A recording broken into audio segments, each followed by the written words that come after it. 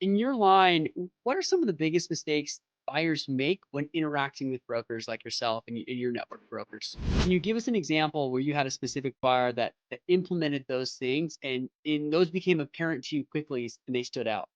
What's changed the most over the last couple of years? And and back to how do buyers stick out from the crowd as it's gotten more competitive?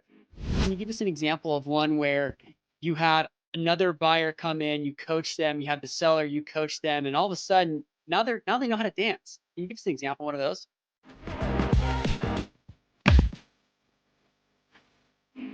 All right, welcome to another round of Let's Buy a Business. We're going to dive in with Chad Peterson. He is an incredible advisor and broker.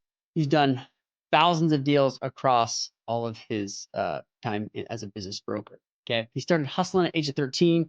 It's cool because he actually has a mentor at the age of 13. He's mowing his lawn for a guy named Gary, and Gary tells him a lot about life, a lot about business. And then Chad goes on to build that business and sell his first business at the age of 19. He later built 6 different businesses, from title companies to mortgage companies to service-based companies, and sold all of them, and then launched Peterson Acquisitions.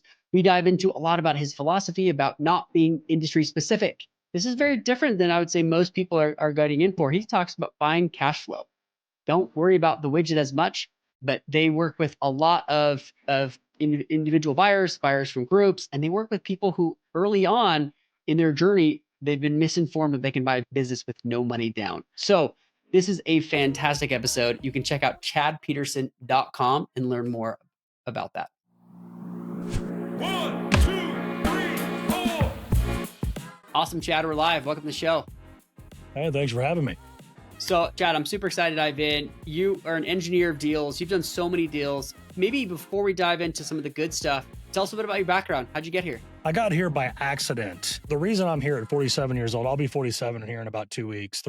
I'll turn 47 December 2nd. I started as an accident entrepreneur when I was in my young age of, say 12, 13 years old. I didn't know anything about business, but what I did know is that those that were self-employed, they had ownership over their life. And they had a better life. There was a guy by the name of Gary who hired me to mow his lawn. I was 13 years old, could barely push a lawnmower, and I didn't know what I was doing in business, but I knew I wanted to learn from this guy, and that's where it all started for me. And I remember he had the nice things. He had the Mercedes, he had the motorcycle, he had the nice lawn, he had the wife, he had the kids, he had the boat, the lake house, the whole thing. And when I looked at everybody else, just, simple deducing, I looked at everybody else, and those that had a job did not have ownership of their life. They didn't have the things that he had. So this guy he really made an impression on my life. And he gave me little pointers. And before you know it, I was 19 years old and I had actually built a company worth selling. So a guy bought my company when I was 19 years old. And I couldn't believe it because I didn't think that it was even possible. I didn't even think that selling your business was the thing. And especially this business that I hated at the time. I was so sick of it. And burnout is very real for business owners. It's very real, and very few people want to talk about it. But very few people want to talk about divorce either. But that's just as relevant because you fall in love with people, you fall in love with your business, and you naturally can fall out of love too. And so something shifted in me. There was something in my soul. I thought, wait a minute. I think I just figured out a life hack here. If I can run a company, if I can start a company and run it, then after 3 or 4 years of making good money, even if it wasn't a ton of money, I've sold companies that were only making 200 grand a year, but I sold that company for 5 or 600 grand. So that's how I made my money. That's how I took quantum leaps in money, because I didn't know how to run the stock market. I didn't know how to flip houses. I didn't know how to make big, large chunks of money unless I built a company and sold it. And so that's what I did. And then from that, I sold 6 companies of my own and I started doing it for other people. And that's when Peterson Acquisitions was born. And I created my own system on how to do it. And so I got here by accident. I wanted to learn how to run a business. And then I sold 6 of my own, and I've sold countless other businesses. That's amazing. You've sold 6 businesses of your own. Maybe run through us a couple industries. It sounds like these cross lots of industries, which is not the easiest thing to do. Well, it isn't the easiest thing to do for a lot of people, but when you're multidimensional and you have layers to your personality, you have layers to your being, and you're connected to yourself, you realize that you're not just one thing. And so what I was able to do as a young kid was just, it was always commiserate to my skill set. So I didn't know how to do much when I was in my teens. But as I got older and I started learning more, I could do other things. A lot of the businesses that I built and sold were service-based businesses. So there were businesses where when I was going to college, when I was going to flight school, I could actually run a small business part-time. And they were all working on homes or working on buildings, whether it be improvement of their home or cleaning of the exterior of their home or maintenance of or commercial building. That's what I did. And I would never make a lot of money doing it. I mean, I might make a couple hundred grand a year when I was that young. But when you're 22, 23 years old and you're making a couple hundred grand and then you sell your business for 5 or 600 grand, it becomes a different thing. It begins to change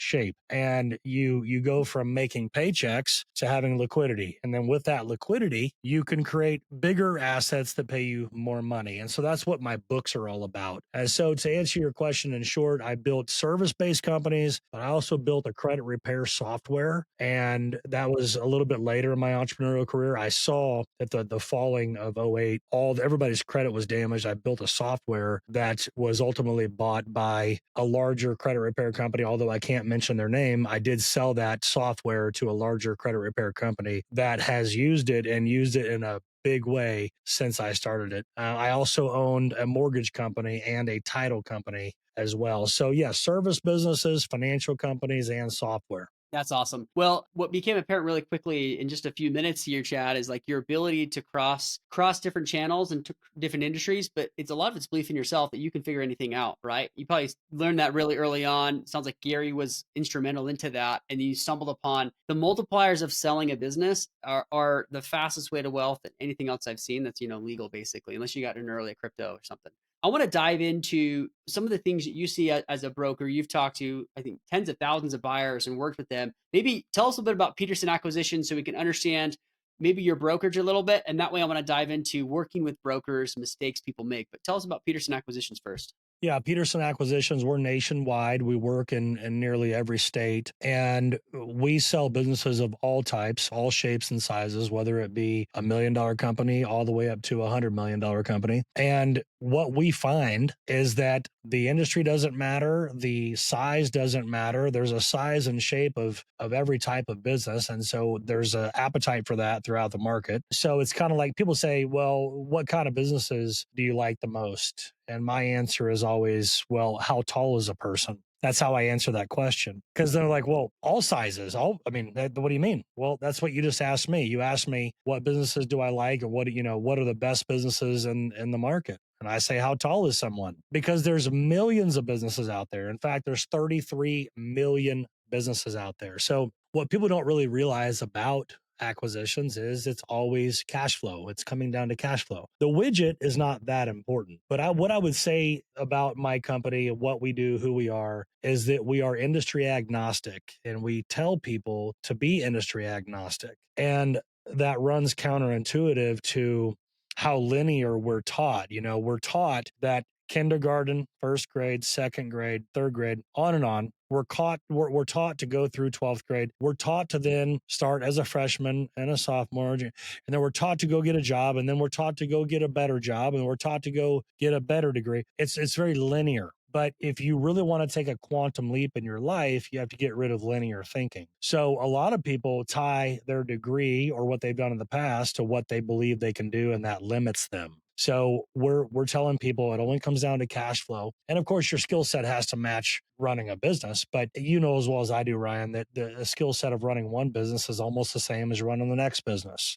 You have customers, you have payables, you have receivables, you have your product itself, you have management and marketing. It's pretty much a business. And so we try to tell people to be industry agnostic and rather focus on what the business does for you and the cash flow that it brings to you. And more importantly, how to run that business in a way that you don't spend cash flow on future potential possible growth, because a lot of people die on the hill of growth. So that's really what Peterson Acquisitions is all about. We help people buy businesses, we help people sell businesses. But chadpeterson.com is the educational site where I educate people how to do it. I have events and we have books and courses, and I speak in Las Vegas quite a bit. And I'm teaching people really how to go do this, because this space, this industry is full of gurus that are full of guru garbage, and they're trying to tell people how to buy businesses for no money down and how it's easy and all this kind of thing. And the fact is that most people are losing money to those programs. So one of my passions is to really teach people how to empower themselves with the right information to actually go get deals done. I love that. I always think too, with every business model I'm not doing, the grass is greener on the other side, right? It's like, oh, that one, I wish I had that one. I wish I was in software. And then you have churn and you're like, I wish I had no churn, but you go in this over here, and then you have manufacturing issues or whatever that might be. You've mentioned a couple times a lot of the resources you have for buyers, right? So in your line, what are some of the biggest mistakes buyers make when interacting with brokers like yourself and in your network of brokers? The number one mistake, I mean, there's a bunch of them, but the number one mistake that it always comes down to is a lack of education. And it's really not their fault. It's not the buyer's fault. My job as an M&A professional is to give them the proper education. The problem is that everybody's stuck in the noise. And the noise that's online is very contradictive to what I teach. Okay. So the noise from the gurus it misleads people, and so I have to get them captive for long enough to be able to teach them what the information really is on how to really move forward. So that's the problem, education. From that education problem, here's some of the symptoms of not being educated. Showing up to a transaction being entitled because you believe you're spending the money. That is one of the biggest turnoffs for a broker, for a seller, and a bank. Entitlement is the real bad thing. Also, not having your non-disclosure agreement readily available. In other words, fighting somebody on an NDA. A lot of people fight you on an NDA. Like, I'm not filling out that NDA. Okay, well, you automatically disqualify yourself. You're not gonna be able to see anything without the NDA. Yeah. Exactly, but we probably have. I'd say that the market's getting more educated, but I would say on average, still every day we probably have 2 or 3 people that fight the NDA, or they want to redline it. And it's like, hey man, do you want to redline a basic NDA? We're never going to do any business together. So not having an NDA in, not having your personal financial statement ready, or being unwilling to provide a personal financial statement. What buyers don't really understand is that when they're a buyer, they're really interviewing for a job, because there's 150 people that come towards me whenever I have a good business for sale. Let's just say I have a business for sale, it's making $1 million a year. They're not the only ones that want it. I probably have 150 buyers coming to me on that one deal. So who am I looking for? I'm looking for the best fit. I'm looking for a great attitude. I'm looking for coachability. I'm looking for a guy that I know that I'd like to have a beer with. I'm looking for a guy that I know my seller would like to have a beer with. I'm looking for a guy who's competent to manage his emotions, to follow a process, be coachable, and be a good human, because that business that he's going to be taking over has employees and responsibilities that must be maintained in order to keep it going. So it's a huge job interview for buyers. And unless they approach it with a great attitude, and an approach that is cohesive for all parties, including the bank, the buyer, the broker, and the seller, you got to be cohesive, man. It's got to be a harmonious transaction. If you're not willing to approach it from a harmonious standpoint, then you're probably going to push yourself out of the deal automatically. Yeah, I love those points there. And I've seen that over and over again with many of my deals. And a lot of it is just, are they a good fit? Do they have a good attitude? And do I want them over for a Sunday afternoon barbecue? Right. People do business with people that they like and they enjoy and they want to be around. Can you give us an example where you had a specific buyer that implemented those things and those became apparent to you quickly and they stood out? Well, sure. Yeah, we just sold a drywall company, 2 locations, the Dallas Fort Worth area, and the guy that came to us was probably the 15th, maybe 20th buyer, and we had already declined 15 or 20 of them by the time he came our way. And by the way, for your listeners, I mean, you know as well as I do, Ryan, that us that do deals, we can have you not on the deal if we want to. We don't have to send you an official document that says, hey, by the way, sorry it didn't work out. We've chosen to go a different You direction. went a different path. Yeah, no, we don't have to do that. You'll just not end up being the buyer of the business. That's how it'll go. So that's what happened 15 or 20 times before the guy that showed up did show up. And he was an unlikely candidate. I mean, I read who he was. He was a CPA. And I thought, why would a CPA want to buy a drywall company? And ended up getting to know him, and just such a great guy. He understood my principles on how I show people how to buy, and what my do's are and what my don'ts are, and how to run that company after we do the transaction. He really took to it. Transactions are not easy, regardless of what the gurus tell you. Transactions are not easy. They can be easier if you're educated. They can be easier if you're not in panic. They can be easier if you have a trusted team around you, but I don't mean your team of lawyers and your team of CPAs, but your team of brokers and really trusted advisors when it comes to a certain process to get a deal done. And he really adhered to that, and we went that way. He spent a maximum of $2,500 on legal fees, and we did that deal for a little over $8 million. Oh, So that's got to be you kind of can record imagine. for an $8 million deal, right? That's amazing. Yeah, 2,500 bucks on legal fees, and it took us months to get it done because it was a lot to get done. We had to go above the SBA's threshold of 5 million. We had to do a pari passu loan, 504. It took us some time. We got it done. He was patient throughout the whole time, not one flare up, not one argument. And we finally got it done for him, and he's happy as could be. And so are the sellers. So that stands out to me. He was a CPA buying a drywall company, but he understands the power of cash flow. And we put an operator in there to run the business, and everybody's happy. I love that. I love how you said you can keep emotions in check, and maybe CPAs are going to be the best at that. You said something right at the end, though. You said you put an operator in place. So is that something you're seeing on a lot of deals? And you're building enough trust with the buyer to say, "Hey, can you actually help me find the CEO, the GM who's going to take this over?" So what does that process look like? Well, this year I've had over 11,000 buyers contact me.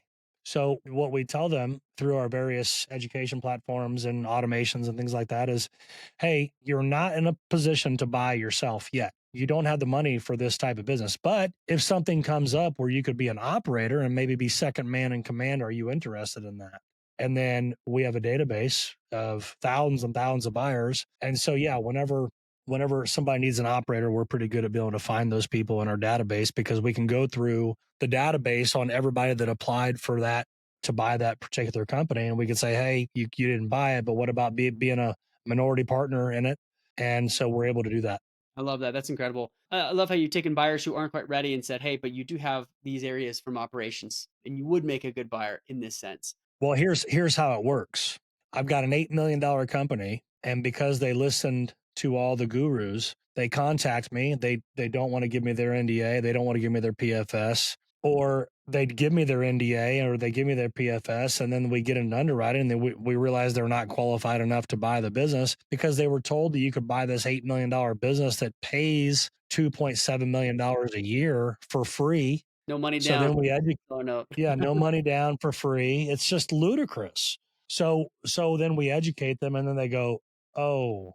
And then I say, "Okay, well, would you like to be in a position to still win, but maybe not own a very beautiful company that's making you $2.7 million a year?" And oftentimes once they get the Kool-Aid out of their system and they really learn from us how it really works, then they're more agreeable to walking forward in reality versus the delusion of the gurus. With that shift, you're talking about 11,000 buyers coming your way. Obviously, think 11,000 buyers over 20 years. You're talking to hundreds of thousands of buyers, right? What do you think has changed the most just in terms of the general search?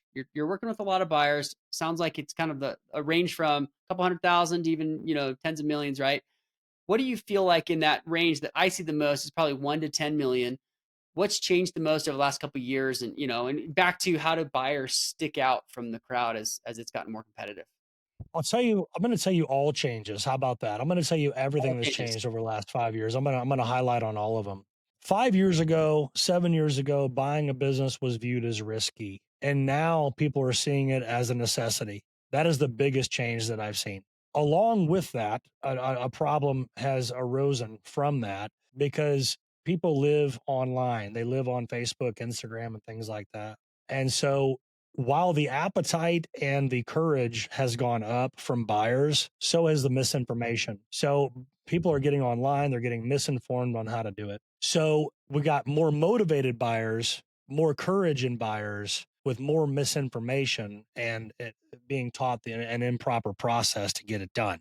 And then as far as the problems that we're seeing on a regular basis of buyers coming in is that the buyers are not aware of what the bank's going to require of them. You know, they're not aware that the bank is going to lien their property. The bank is going to draw blood because if you die in a plane crash, the bank still gets paid. You know, the process to get through it, people just don't know the process. And so what's being marketed out there as the promise is not really the reality of what the path really is. And so buyers are misinformed and uneducated to what it takes to get through the process. And they're also equally uninformed of how easy it could be with just a little bit of education. And so I think that as the baby boomers are selling because they're retiring and expiring, the market of 33 million business owners, the market really is about $10 trillion that's about to change hands in the next 10 years. But I always compare it to like dancing. If a man and a woman were married and one knew how to dance and the other one didn't, because one had had dance lessons and the other one didn't, it's not going to look good. And both parties need to have dance lessons. Well, when you have 33 million people that are owning a business and they barely know how to run their business in a profitable way, and now they go to the task of buying or selling. Well, nobody's ever had a damn dance lesson. And it's dancing with the stars time. I mean, all eyes are on you, and this is an intense game. You've never had a lesson. And combine that with being misled by the online gurus, it ends up looking like a big mess. Often too many times it gets over lawyered, it gets overanalyzed, too much fear is in the transaction, too much entitlement, and ultimately the deals fail because of all of those things that I just mentioned. I love that.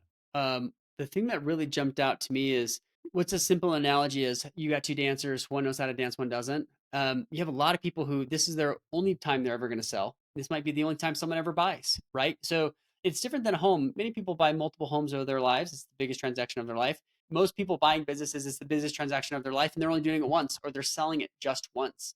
When you think about, maybe one of your deals, can you give us an example of one where you had another buyer come in, you coach them, you have the seller, you coach them, and all of a sudden now they know how to dance. Can you give us an example of one of those? Well, sure. I'm always listening to how the seller and the buyer are talking to me. So let's just say that a seller calls me, says, "Hey, I want to sell my business," and they really don't know what their business is worth because most people don't know. They have no idea. Usually, they overinflate their price. But I'm listening for these things, and I say, you know what? Whoever your name, like I'm working with a guy named Phil right now, great guy, and they work on my Mercedes, and they have a wonderful Mercedes shop that if you go to the dealer, you're going to pay triple. Go to these guys, you're going to pay quite a bit because it's a Mercedes, but they treat you well. You're not going to get bludgeoned. Well, I'm hearing what he's saying about how he doesn't know the value of his business and whatever. Well, the first thing I got to do is I have to start educating him. So I give out PDFs sometimes if it's just something quickly I want them to read, or I give them my book if I think they're going to read it. But I always ask them, "Hey, are you really going to read my book? Because I don't want to give it to you if you're You got not to going to read commit it." it to them. Yeah. So I do that with the sellers, and then if the buyers come my way and they're not understanding the process and all that, then I say, "Hey, I will tell you this: I've sold countless businesses, but the ones that actually get the business are the ones that read my book. So I'm going to get this to you, and this will greatly increase your chances of getting this business." And that's how I do it because you got to get their attention because we're suffering from TikTok brain. We got about a 21-second attention span now. So I've got to get their attention to get them to read. And then once I get them to read, now they both understand it. And then what I do is I bring them on to a Zoom call separately. And I'm saying, okay, you got one shoe on of the buyer, one shoe on as a seller. How do you think this thing needs to look like? Well, I'm just afraid about this and I'm afraid about that and I'm fearful about that. Okay, listen, if you're going to lead with fear, plan to fail. So I really coach the buyers on that. And then on the seller side, I coach on entitlement and being too rigid to your overinflated price. Once I can get those two things in line, then it's like, we got a deal. Let's move forward. And then it ends up becoming a smooth process. Now, the seller, what I always have to do with the seller is get him beyond the sale. Because let's just say that Phil's business ends up being worth 5 million. Well, he thinks it's worth 7 million, but it's not because it doesn't debt service. I get him thinking about beyond the sale. I'm like, okay, you could not get 5 million in your pocket, which is what it's worth, or you could be stubborn for 7, which you'll never get. What does your life look like if you have $5 million? And what can we do with that 5 million beyond the sale? That's usually what I have to do with sellers. Now, with buyers, I have to get them out of their uncomfortable situation they're in right now to go through the uncomfortable process to earn, to get their business in their hands. And it's called the pleasure pain principle. Nobody is going to make any decisions unless the pain is too great. So we got to go into the pain points of their life. Why are you wanting to buy a business? Well, I hate my job. Okay. I hate my boss. I need to make more money. Go get a new Okay. So job. let's Buying a let's business isn't necessarily the right answer. Yeah. Well, right. So I tell them, okay, so all those things, that's why you're making this decision. Okay. Well, they want all these guarantees about the business they're buying, right? And I say, well, did you get those guarantees from your employer whenever you started your job? He's like, no. Okay. Well, you can't have those here either, man. We don't have crystal balls, but we do know what we know. And so it really is, doing deals is very much so like being a psychologist. Yeah, I would imagine 80-90% of it is it's psychology, right? It's framing it and going about it that way. Chad, with just Yep. a couple minutes left, obviously there's a lot of places people can find you. ChadPeterson.com is probably the best place first. Before we dive into links and some final words, what is a question we ask everybody here? What's one of the weirdest or most creative ways you've seen someone make money as you probably looked at tens of thousands of businesses? The weirdest and creative, I would say, well, I have a tie for two of them. Well, I have an interesting one and I have a weird creative one. So the interesting one was I sold the company that made the source code that built PowerPoint. I think that's a pretty wild one. So the actual code that was created to make PowerPoint, I sold that. What That's was that probably, time period? When was that? I believe it or not, I sold it like within 10 years ago. So I sold the company that made the source code for it. That's so interesting. That's cool. What was the other one? The other one is there whenever you're making beer and you have the beer, the different batches, right? The different containers that hold the liquid. When that valve opens to push that liquid from this batch to that batch, I knew the guy that created the apparatus that would flip that switch to where the beer would then suck through one tank to the next tank. And the guy made a fortune off of it because it was now a patented product. And so that went throughout the world, because he improved the way that beer gets moved from one location to the next. You look at every product and someone's got to make that screw, they got to make that valve, someone's got to manufacture it, and then someone's got to sell insurance to all the employees, the owner who's going to then give it to all the employees of that company. It's crazy to see how something like that can be made and all the different pieces there. Chad, this has been awesome. We appreciate a few minutes of your time. Where can people find you and follow you? Really, chadpeterson.com, or just follow me at real Chad Peterson on Instagram, real Chad Peterson on Instagram, or chadpeterson.com. Chad, we'll link to that in the show notes. Appreciate your time. Hey, thank you, Ryan. All right. Thanks for checking out the Let's Buy a Business channel. If you want to learn more, you can subscribe to our YouTube channel for the latest tips on acquiring businesses. We've also got our newsletter, which you can also subscribe to here, where you want to get the latest tips and deals that are happening right now. These are live deals. And then, of course, with the link below, you can join our course and memberships for the most serious searchers out there and you want to get serious results.